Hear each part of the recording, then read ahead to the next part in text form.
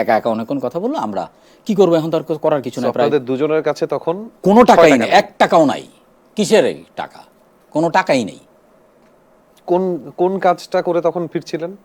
91 shoot থেকে ফিরছিলেন। তো রাগ ক্লাবের রাস্তা পার হলাম ওইদিকে, তো বাসেও তো ওঠার কোনো ইসে নাই।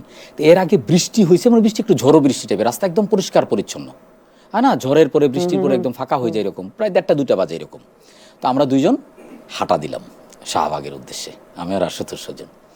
তো আমি ওকে একটা গেম দিলাম, যেহেতু অনেক রাস্তা। আমি বললাম যে মামা আছে না বন্ধুদের যে মামা ডাকে, আমি মামা চলো এক কাজ করি, চলো আমরা টাকা খুঁজে যাই। হ্যাঁ, টাকা খুঁজে যাই, টাকা পাওয়া যাবে, টাকা খুঁজতে গিয়ে টাকা পাওয়া যায়। তুই এরকম একটা ভুল করলি, এই কারণে সে আমাকে সিগারেটও শেয়ার করলো না রাগে। যাই হোক, হাঁটা শুরু করলাম। আমি সত্যি সত্যি টাকা খুঁজতেছি, এই টাকা খোঁজার পিছনেও কিন্তু যে টাকা পাওয়া না, উদ্দেশ্যটা ছিল এরকম যে একটা ঘোরের মধ্যে থাকলে হয়তো রাস্তাটা পারতো, কিন্তু মহাখালী থেকে শাহবাগ পর্যন্ত কিন্তু রাস্তা কিন্তু কম না, আমার তো শাহবাগের বড় নীলক্ষেত পর্যন্ত যেতে হবে ওইখানে। জাহাঙ্গীর গেটের আগে ওই ঝাড়ু দিচ্ছে, আচ্ছা ঠিক আছে। আমি সত্যি সত্যি একটা 2 টাকার নোট পেয়ে গেলাম, এবং এই 2 টাকার নোট উঠাইলাম। সুজন একটু সামনের দিকে ছিল, সুজন বিশ্বাস করে না যায়। সুজনের ধারণা হলো এটা যে প্রতিদিন তো আসলে আমার 1 টাকা করে সেভ হয়, এই 2 দিনের টাকা হয়তো সেভ করে, এটা মিথ্যা বলছি ওর সাথে। কিন্তু আসলে আমি সয়ার আপন গড, আমি বলতেছি মানে ওখানেই পেয়েছিলেন, আমি ওইখানেই পাইছি, এটা ওইখানেই পাইছি। তো যাই হোক, আমরা প্রাইম মিনিস্টার অফিসের সামনে দিয়ে একটা বাস আসছে, খুবই কম সিগন্যাল দিলাম, থামলো। আমরা বললাম ভাই আমাদের কাছে 2 টাকা আছে, শাহবাগ পর্যন্ত নিবেন? বলে হ্যাঁ নিব।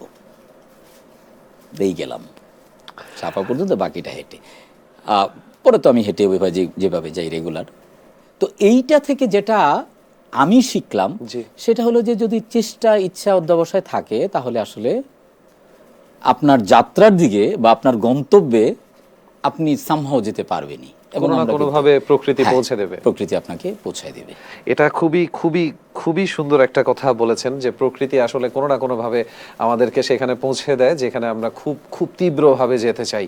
কিন্তু আরেকটা প্রশ্ন মাথায় আসছিল, যে আমরা যখন একান্নবর্তী দেখতাম, আপনারা যখন দেখতেন, তো ওই সেটের ভেতরে এমনও কিছু মানুষ আছে যাদের ফিনান্সিয়াল কন্ডিশনটা এই জায়গায়, আবার প্যাশনটা অ্যাক্টিংয়ের বা কাজের পেছনে তাদের যে directional point of view, perspective, তাদের যে ইচ্ছা, স্বপ্ন, সেটা পূরণ করার জোরটা কতটুকু হলে মানুষ 0 টাকায় কাজ করে বের হয়ে বাসায় যাচ্ছে, আবার ফেরত আসছে, কিন্তু কাজটা তাকে করতে হবে।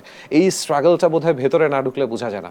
বাইরে থেকে আমরা খুব সহজ ভাবি স্টারডাম জিনিসটা বা অ্যাক্টর হয়ে যাওয়াটা, কিন্তু আসলে এই কাজগুলোর আউটপুট অনেক পরে আসে। আজকে ওই দিনের স্ট্রাগলটা না হলে আজকে হয়তো শারাফ আহমেদ জীবন আমার সামনে আজকে এই জায়গাটায় হয়তো বা বসে থাকে। আর এটার সাথে একটু মজার ঘটনাও অ্যাড করি। আমি একদম, আমার স্পষ্ট মনে আছে, আমরা যখন জয়েন